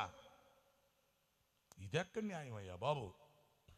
నీ పాపాలు నేను క్షమిస్తాను, నువ్వు ప్రశాంతంగా ఉండు నానా, ఇంకెందుకు గొడవ, ఏదో తెలుసో తెలియక జరిగిపోయిందిలే అని చెప్పి ఆయన మనల్ని బొజ్జగిచ్చినట్టుగా ఆయనే ప్రాణం పెట్టి రక్తం కారుస్తానని చెప్తుంటే దాన్ని ఎంత హ్యాపీగా తీసుకోవాలి, దాన్ని ఎంత ఆనందంగా తీసుకోవాలి సార్. ఒకసారి సిటీ స్టడ్ గారు, మిషనరీ సిటీ స్టడ్ ఆఫ్రికా ఖండంలో సేవ చేస్తున్నాడు. ఎక్కడ సేవ చేస్తున్నాడు? నరమాంస భక్షకుల మధ్య సేవ చేస్తానికి వెళ్ళాడు. వాళ్ళు మనుషులు తినిపడేస్తారు, రాక్షసులు. ప్రతి ఒక్కడి చేతిలో బాణాలు ఉంటాయి. చెట్టు చాటును దాక్కొని బాణాలతో కొట్టి ఆ మనిషిని చంపి మెదడు తింటాడు, రక్తం తాగుతాడు. ఆ ఎముకలు మొత్తం తీసుకెళ్ళి ఒక గుంటలో పడేసి వెళ్ళిపోతాడు. నరమాంస భక్షకులు. పాపం వాళ్ళకి మంచి చెడు తెలియదు.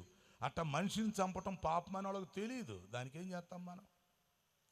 ఇది మా వృత్తి అనుకుంటారు, ఇది మా ఆహారం అనుకుంటారు వాళ్ళు. ఇది మా వృత్తి, మా ఆహారం అనుకుంటారు. మనం ఎట్లాగా మంచిగా మటన్ చికెన్ తింటున్నాము, వాళ్ళు మనుషుల్ని తింటారు. దానికి మనం ఏం చేస్తాం? సరే, అలాంటి వాళ్ళ దగ్గరికి వెళ్ళాడు మన అయ్యగారు, సిటీ స్టడ్ అయ్యగారు. వెళ్ళి ఏం చేశాడు? చెట్టెక్కి కూర్చున్నాడు. ఎందుకంటే కింద ఉంటే చంపేస్తారు మనోడిని. చెట్టెక్కి చెట్టు కొమ్మల్లో కూర్చున్నాడు కనపడకుండా. పెద్ద చెట్టు చూసుకొని చెట్టు కొమ్మల మధ్యలో కూర్చొని డ్రమ్ ఒకటి పెట్టుకొని డమ్ డమ్ డమ్ డమ్ డమ్ డమ్ కొట్టాడు. కొట్టగానే నరమాంస పక్షులు మొత్తం చెట్టు కిందకు వచ్చారు. ఏందిరా శబ్దం? ఏందిరా ఈ శబ్దం? ఎవడరా? మనిషివుడు కనపట్టలేదురా, సౌండ్ వస్తుందిరా అని మనుషులు తినేవాళ్ళు చేరారు సార్. అది చెప్తుంటేనే భయం అనిపించింది, ఆశ్చర్యం అనిపించింది. ఆ చుట్టుపక్కల అడవుల్లో నుంచి బలోమని పరిగెత్తుకుంటా అంతా మనుషులు తినేవాళ్ళే. జంతువులు మనుషులు తింటాం కదా, వీళ్ళే జంతువులు తినేస్తారు. వాళ్ళు వచ్చి చెట్టు కింద కూర్చున్నారు. కూర్చుంటే ఏం చేశాడు? చక్కగా వాక్యం చెప్తావు.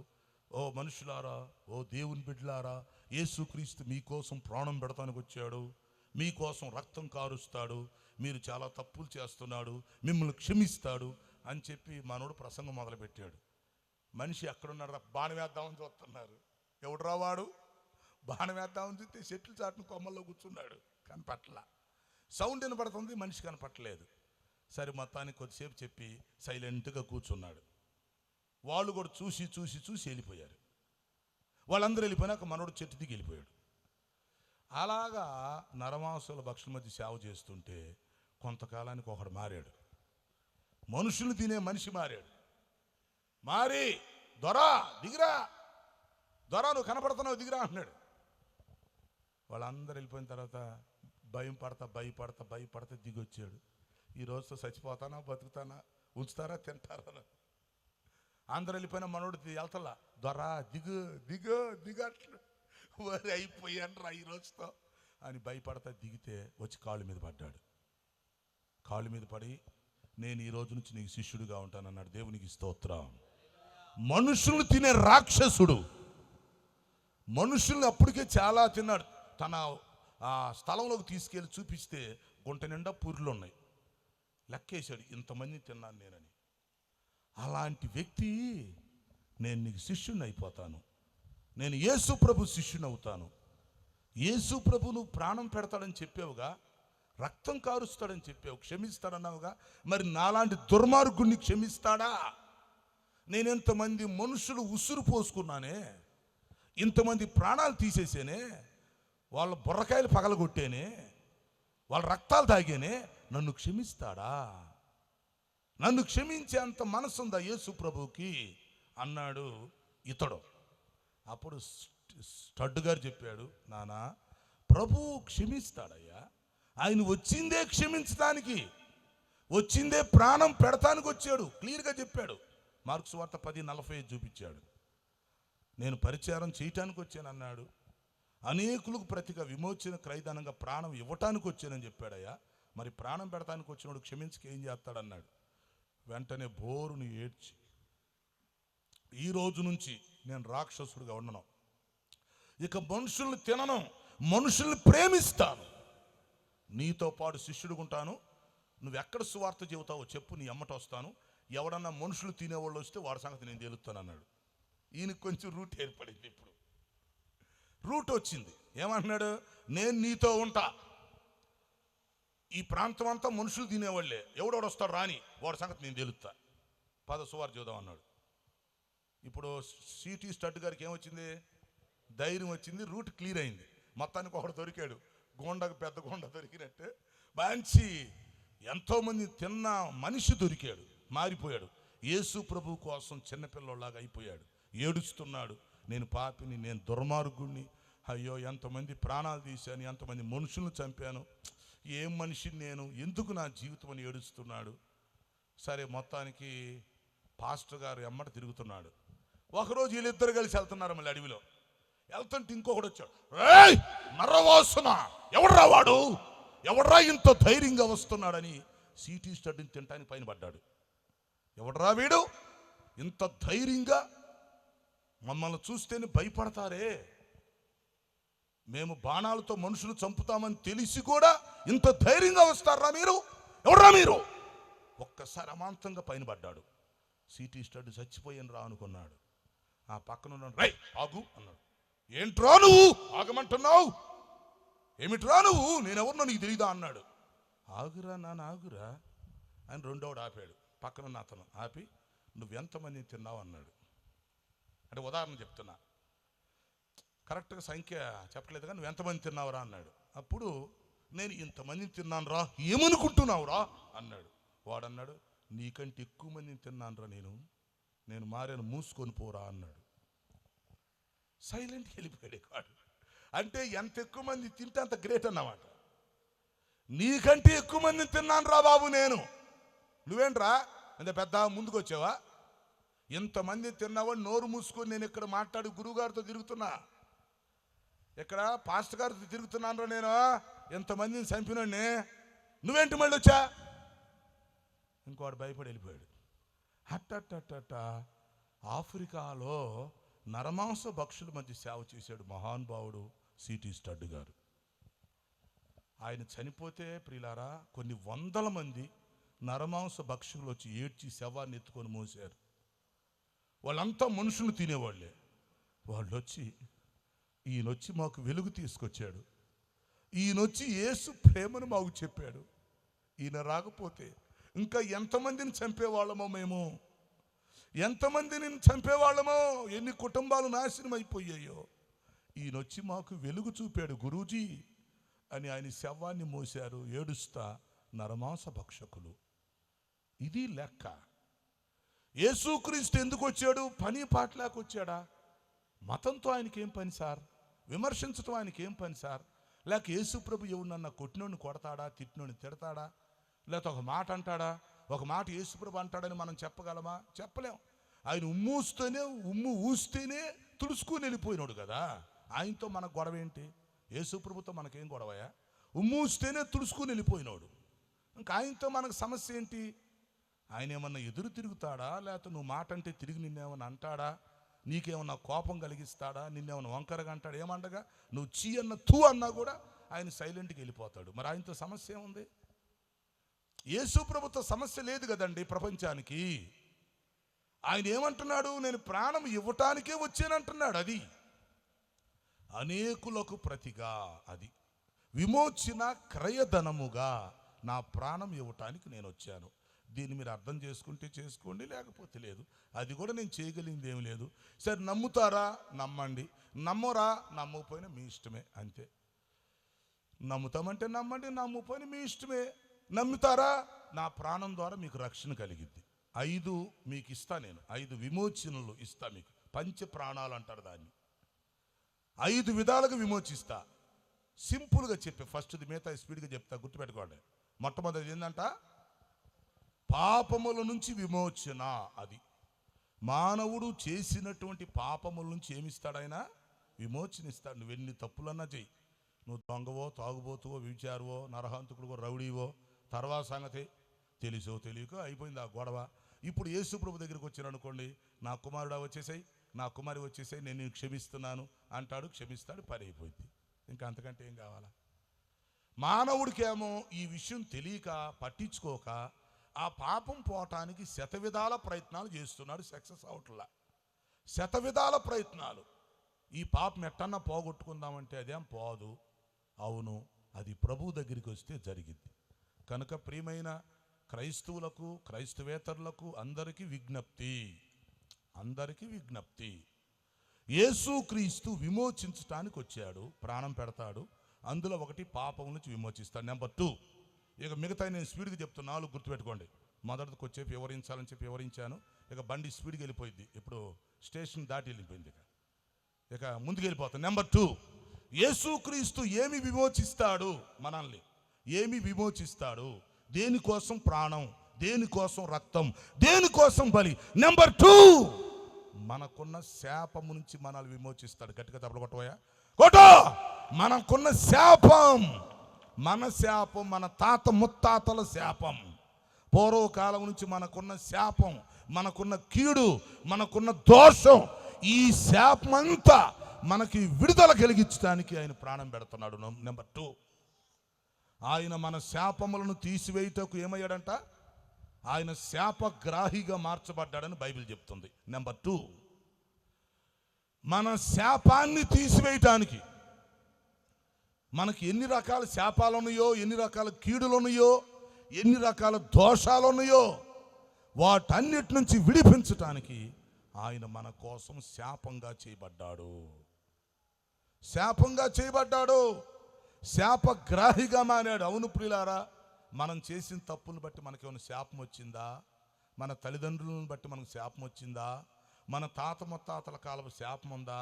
లేక మనకి ఏదన్నా గృహదోషం ఉందా? ఏ రకమైన దోషం మనకుందా? ఎలాంటి శాపం మనకుందా? ఒక్కసారి ఆలోచించండి. మానవుడు రకరకాల శాపాల్లో బాధపడుతున్నాడు. అందుకే మనకు కలిసి రావటం లేదు, అందుకే మనకు మనశ్శాంతి ఉండటము లేదు. అందుకని ఇప్పుడు యేసు ప్రభు యొక్క బాధ ఏంట్రా అంటే, ఆయన పరిస్థితి ఏంటంటే, నేను ప్రాణం పెట్టి రక్తం కార్చి ఎవరెవరికి ఏ శాపం ఉందో ఆ శాపం మొత్తం తీసేస్తాను. ఇంకంతకంటే ఏం కావాలండి? పాపం పోయింది, సగం దరిద్రం పోయింది. పాపాలు తీసేస్తాడు, క్షమిస్తానన్నాడు, అయిపోయింది పని. మన పాపాలను క్షమిస్తాడు, మనకు రక్షణ ఇస్తాడు, మనల్ని నీతిమంతులుగా చేస్తాడు. ఒకటి. రెండవది, మనకి ఏమేమి బ్యాలెన్స్, ఏమేమి శాపాలు ఉన్నాయో, ఎప్పుడెప్పుడు నుంచి, ఎన్ని వందల సంవత్సరాల నుంచి మన గ్రామ దోషాలు, కుల దోషాలు, గృహ దోషాలు, ఎన్ని రకాల దోషాలు, ఎన్ని రకాల శాపాలు మనల్ని వెంటాడుతున్నాయో యేసు ప్రభు మొత్తాన్ని క్లియర్ చేస్తానంటున్నాడు. అన్ని రకాల శాపాలు పోతాయి. అందుకని రోమాపత్రికలో ఇచ్చాడుగా 8:1, ఇప్పుడు క్రీస్తు యేసునందున్న వానికి ఏ శిక్షావిధి లేదు. అది చాలు సార్. ఇప్పుడు క్రీస్తు యేసునందున్న వానికి ఏ శిక్ష విధి లేదు. ఇంక ఏ శాపం ఉన్నా పోయిద్ది. ఇక నీకు ఏ కీడు జరగదో, ఏ నష్టం జరగదు, ఏ దోషం జరగదు. యేసు ప్రభు రక్తంతో మొత్తం క్లియర్. రక్తం ఇస్తున్నాడు, ఇంకేంటి? జంతువుల రక్తం కాదండి, దేవుడే రక్తం ఇస్తే ఇంక గొడవేంటాయో బాబు. కొన్నిసార్లు మనం జంతువుల రక్తం ఇస్తాం. ఎందుకు? ఏదన్నా కీడు పోయిద్దని, మంచి జరిగిద్దని, ఏదన్నా చేసేటప్పుడు బలి అర్పిస్తుంటారు, దేనికి రక్తం ఇస్తారు. జంతువుల రక్తంకే మనం ఇంత విలువ ఇస్తే, అసలు దేవుడే దిగొచ్చి రక్తం ఇస్తే ఇంకా గొడవేంటి? ఇంకా సమస్య ఏంటి? What is that problem? ఆయనే సమస్య. ఆయనే రక్తం ఇస్తే ఇంకేముంది సమస్య? రెండవది, ఆయన మన శాపం నుంచి మనల్ని బయటకు తీసుకొస్తాడు. దీన్ని ఏమంటారంటే శాప విమోచన అంటారు. ఒకటి పాప విమోచన, రెండవది శాప విమోచన. 5 విమోచనలు తెలుసుకొని ప్రపంచాన్ని చెప్పండి. దెబ్బకు ప్రపంచం మారాలి. మారకపోతే వాళ్ళ ఇష్టం. మారిన వాళ్ళ ఇష్టమే, మారకపోయిన వాళ్ళ ఇష్టమే. ఇది సువార్త సత్యం. నెంబర్ 3, మూడవది మరొకటి చెప్తాను చూసుకో, మరణ విమోచన. అబ్బా, ఒక్కో దాని మీద 1 గంట చెప్పాలండి. 5 రోజులు సభలో 1000 మందిని కూర్చోబెట్టాలి, దుమ్ము రేపాలి. వాక్యం మొదలు పెడితే నేను బయటికి వెళ్ళను, సోది చెప్పను. B stand in Bible. Bible మీద నిలబడతా. మూడవది ఏంటంటే మరణ విమోచన. మరణ విమోచన అంటే మనుషులందరికీ చావు ఉంది. ఎవరికైనా, మంచోడికైనా, చెడ్డోడికైనా, చిన్నోడికైనా, పెద్దోడికైనా, పుట్టినోడు గిట్టక తప్పదు అన్నట్టుగా ప్రతి వ్యక్తికి మరణం ఉంది. మనం మట్టిలో నుంచి వచ్చాం, తిరిగి చస్తే మట్టిలోకి పోతాం. మనకు తెలుసు. కాల్ చేసినా, పూర్తి చేసినా మట్టిలోకి వెళ్ళిపోతాం. కొంతమందిని కాల్చి బూడి చేస్తారు, కొంతమందిని పూర్తి చేస్తారు, సమాధి చేస్తారు, కొంతకాలానికి మట్టి అయిపోతాం. ఇప్పుడు యేసు ప్రభు ఎందుకు వచ్చాడంటే, మూడవది మన మరణాన్ని తీసేయడానికి వచ్చాడు. యేసు నమ్మితే రేపు రెండవ రాకడ వచ్చింది అనుకోండి, మరణం లేకుండా పైకి ఎగిరిపోతావు. నువ్వు తెలుసా? నీకు మరణం లేదు సార్. నీకు మరణం లేదు, కాల్చేది లేదు, పూడ్చేది లేదు, సమాధి లేదు, ఏదీ లేదు.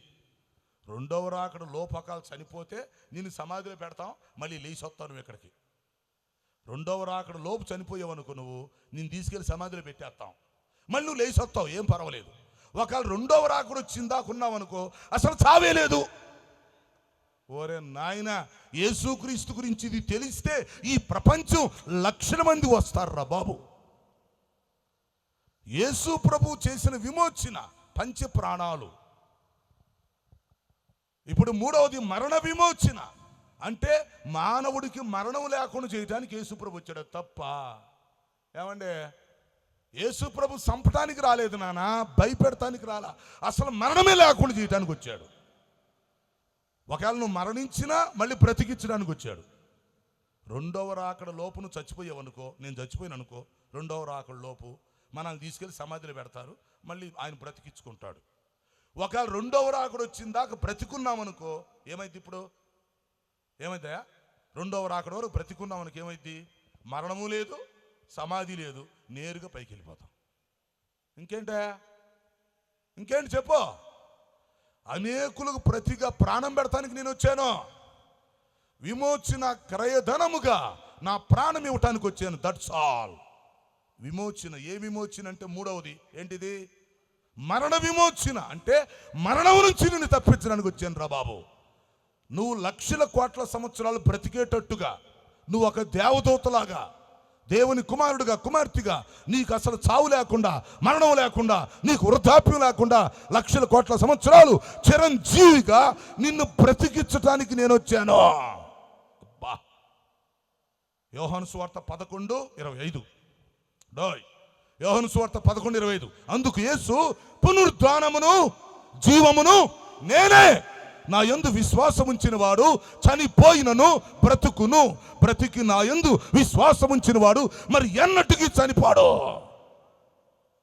ఏంట్రా నాయనో, విమోచన అంటే ఎంత గొప్ప సబ్జెక్ట్ అయ్యా. లొట్రాస్, గ్రీకులో అది మంచి పదం. అది దేవుడు మనిషిగా వచ్చాడు. ఎందుకు? ప్రాణం పెడతానికి వచ్చాడు. ఎందుకు ప్రాణం? విమోచించడానికి. ఏ విమోచన? 5 రకాల విమోచన. పాపము నుంచి విమోచన కావాలి మనిషికి, అయిపోయింది. శాపము నుంచి విమోచన కావాలి, అయిపోయింది. మూడవది మరణం నుంచి విమోచన కావాలి. ఎంత గొప్పడైనా చస్తున్నాడు. ఒక మినిస్టర్ గారు అవ్వచ్చు, డాక్టర్ అవ్వచ్చు, ఇంజనీర్ అవ్వచ్చు, కోటీశ్వరుడు అవ్వచ్చు, ఒకరోజు చచ్చిపోతాడు.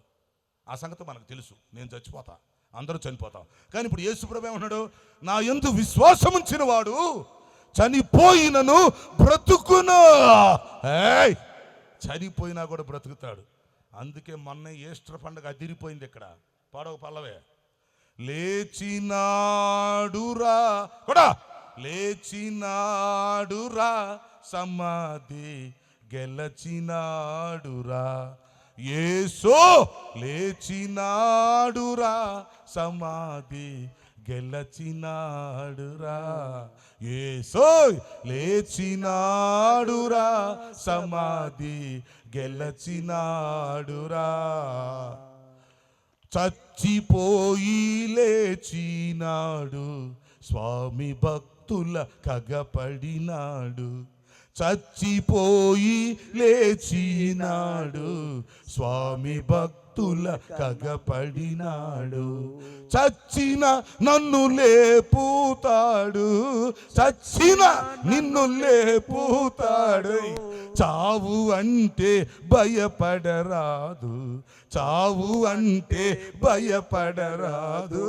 లేచినాడురా, సమాధి గెలచినాడు. అందరూ పడదామా?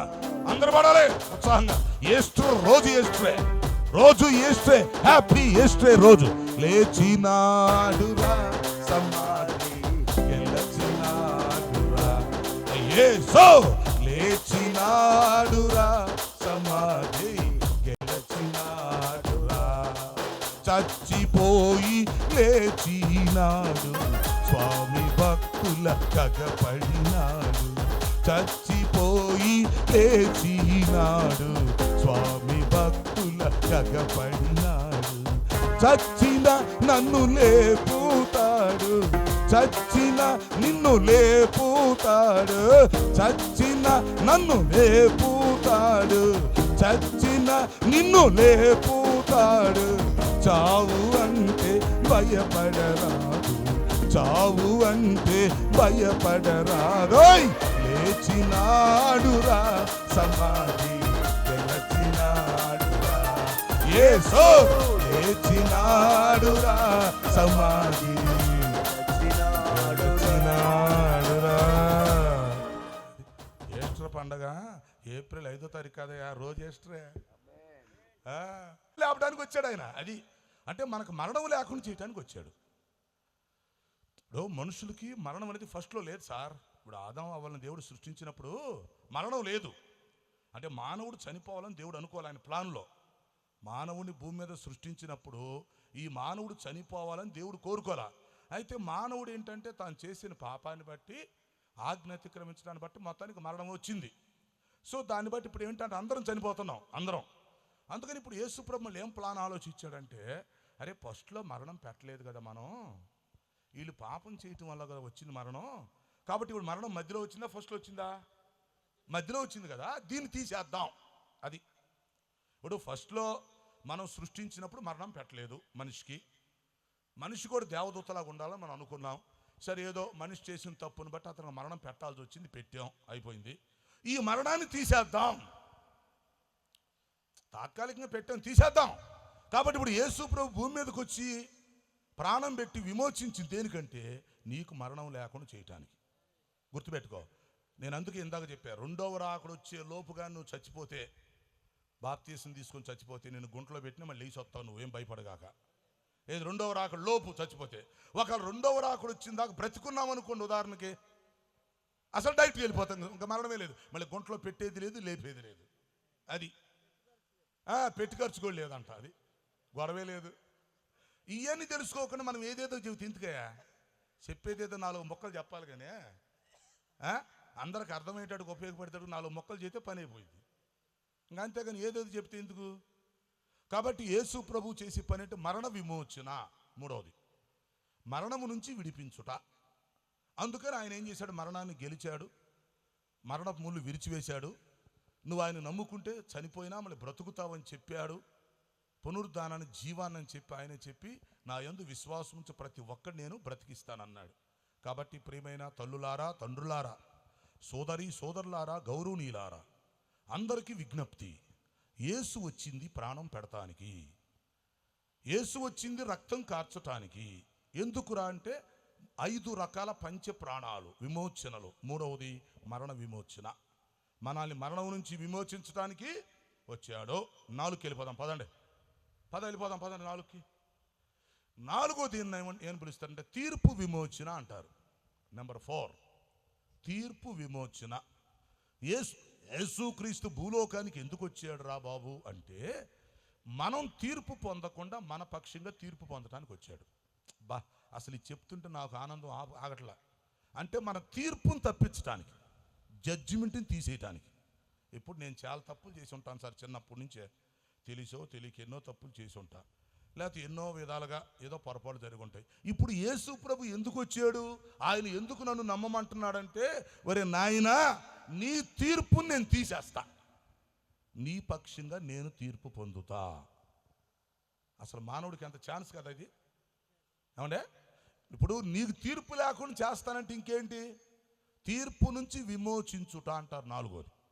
అందుకని యేసు ప్రభు ఏం చెప్పాడంటే, నా యందు ఎవరైతే విశ్వాసం ఉంచుతారో వాళ్ళకి తీర్పు లేదు, మిగతా వాళ్ళకి తీర్పు ఉండిద్ది అన్నాడు.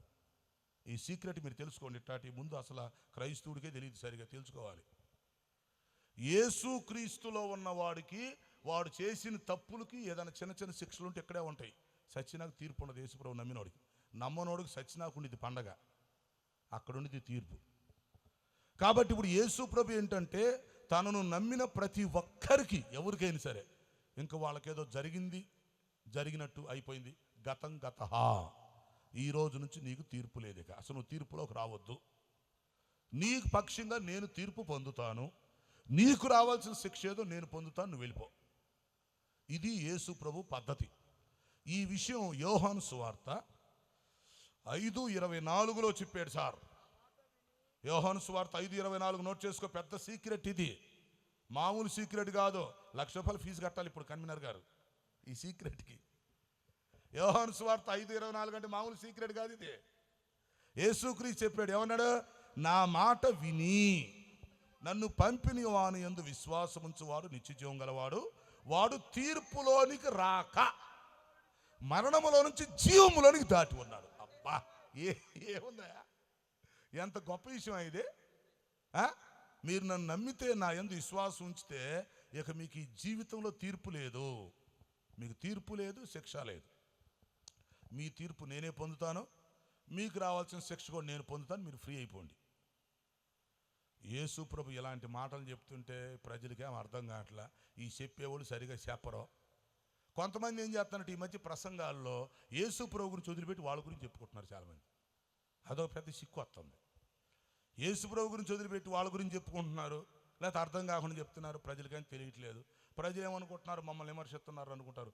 అసలు విమర్శించడం ఎందుకు? యేసుప్రభు ఎందుకు విమర్శిస్తాడు? ఉమ్మేసిన తుడుచుకుని వెళ్ళిపోతుంటే ఆయన వల్ల ఎవరికి ఇబ్బంది లేదు కదా. ఆయన ఏమన్నా ఒక మాటకు మాట అంటాడా? లేకపోతే నువ్వేదన్నా అంటే నేను తిరిగి అంటాడు? ఏమంటావు? సైలెంట్కి వెళ్ళిపోతాడు. ఇంకా అలాంటప్పుడు యేసుప్రభుతో మనకు ఇబ్బంది లేదుగా. ఆయన ఏమంటున్నాడు? తీర్పు నుంచి విమోచించడానికి నేను వచ్చాను. మరి నన్ను నమ్ముతావా? నమ్మవా? సరే, అది కూడా నీ ఇష్టమే, నువ్వే తేల్చుకో. నన్ను నమ్ముతానంటే చక్కగా నమ్ము, బాప్తీసం తీసేసుకో, ప్రతి ఆదివారం చక్కగా చర్చికి రా, ఆరాధన చేయి, ప్రార్థన చేసుకో, ఇదిగో బైబిల్ తీసుకో, బైబిల్ ఇస్తా, బైబిల్లో చదువుకో, వాక్యం ప్రకారం బ్రతుకు. ఇష్టం ఉంటే ఒకే, ఇష్టం లేదా వదిలేసేయి, అది కూడా నీ ఇష్టమే, వెళ్ళిపో. యేసు ప్రభు నిర్భయంతరంగా చెప్తాడు, ఎవరిని ఇబ్బంది పెట్టడు. యేసు ప్రభు ఎవరిని ఇబ్బంది పెట్టడు, అంత అవసరం ఆయనకి లేదు. ప్రాణం పెడతానికి వచ్చినోడు ఇబ్బంది ఎందుకు పెడతాడు? ఇబ్బందులు పెట్టాలి, విమర్శించాలి యేసు ప్రభుకు ఉద్దేశం కాదు. ఆయన ప్రాణం పెట్టి ఏదో మనుషులకు మేలు చేద్దామని. కాబట్టి ఇప్పుడు 4వది తీర్పు నుంచి విమోచన. మనల్ని తీర్పు నుంచి తప్పించి, అవునా, మనకు రావాల్సిన శిక్ష అంతా ఆయనే పొందుకొని ఏం చేస్తాడు? చివరికి మనల్ని ఫ్రీగా చేసేద్దామని ఆయన ఆలోచిస్తున్నాడు. మరి ఇంత మంచి యేసు ప్రభువుకు మనం నమ్మకుండా ఎలా ఉంటాం సార్? ఆయన నమ్మితే ఇప్పుడు తప్పేంటంట? ఇప్పుడు చర్చికి వస్తే పొరిగిందేంది? చర్చికి వస్తే ఇప్పుడు నీకేంటి నష్టం? నీకు తీర్పు లేకుండా చేస్తానంటున్నాడు, శాపం పోయిద్ది అంటున్నాడు, మరణం తీసేస్తానంటున్నాడు. మరి ఇంకేంటి ఇందులో ఏముంది నీకు నష్టం? లేకపోతే నీ దగ్గర నుంచి ఏం కోరుకున్నాడు? ఫైనల్కి వెళ్దాం సార్. 5వది నరకం నుంచి విమోచన. నిత్య నరకం నుంచి విమోచన. గుర్తుపెట్టుకో. అంటే మానవుడు చనిపోయినాక నరకానికి వెళ్తాడు, అగ్నిగుండానికి వెళ్తాడు. అక్కడ అగ్ని ఆరదు, పురుగు చావదు. ఎక్కడ హీరోలాగా ఉండొచ్చు, అక్కడ జీరో అవుతాడు. ఎక్కడ మన ఇష్టం వచ్చినట్టుగా మనం ప్రవర్తించవచ్చు, అడిగేవాడు ఎవడు లేడు. ఎవడికి తెలివి ఉంటే వాడు ఇష్టం వచ్చినట్టుగా ప్రవర్తిస్తాడు. కానీ చనిపోయినాక నరకంలో తెలిసిద్ది వ్యవహారం.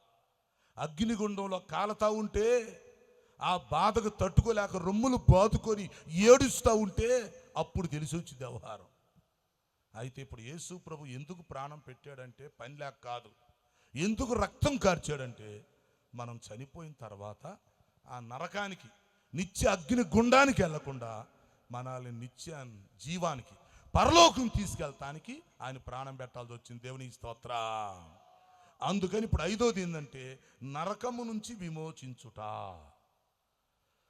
మనుషులందరూ నరకానికి పోవలసిన వాళ్ళే, అందరూ నరకానికి పాత్రులే.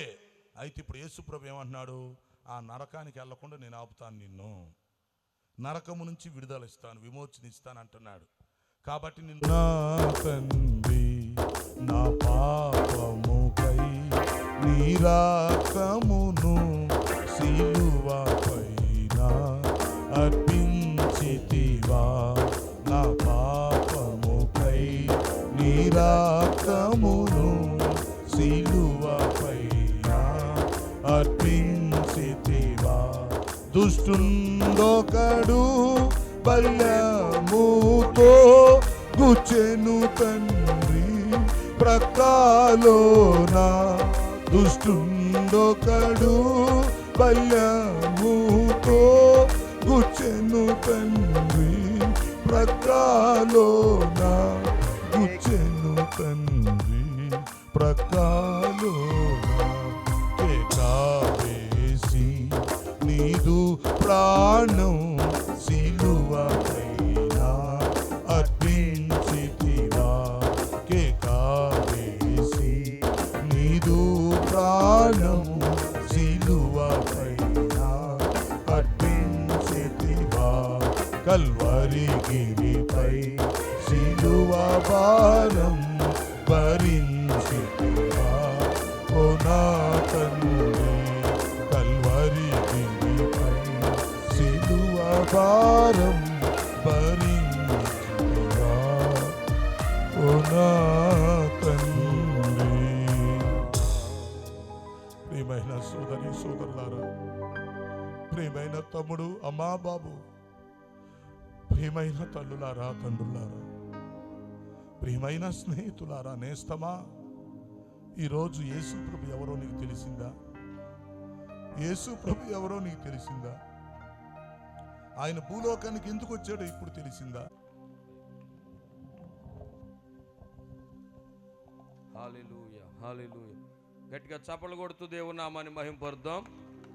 అద్భుతమైనటువంటి సువార్త సందేశాన్ని అందించినటువంటి అభిషక్తులైన దైవజనులు, అంతర్జాతీయ వర్తమానికులు రెవరెండ్ ఐజేఐ గారికి హృదయపూర్వకమైన వందనాలు తెలియజేస్తున్నాను.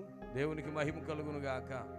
కదండి, అన్ని అవయవాలు ఉన్నవారే ఈ రోజున సువార్త చేయడానికి చాలా ఇబ్బంది పడుతూ ఉంటే, దేవుడు తనకిచ్చినటువంటి ఆత్మనేత్రాలతో గంభీరమైనటువంటి సువార్తను మోస్తూ దేశ విదేశాలు తిరుగుతున్నటువంటి దైవజనులు బట్టి 2 చేతుల పైకి దేవునికి స్తోత్రాలు చెల్లిందాం.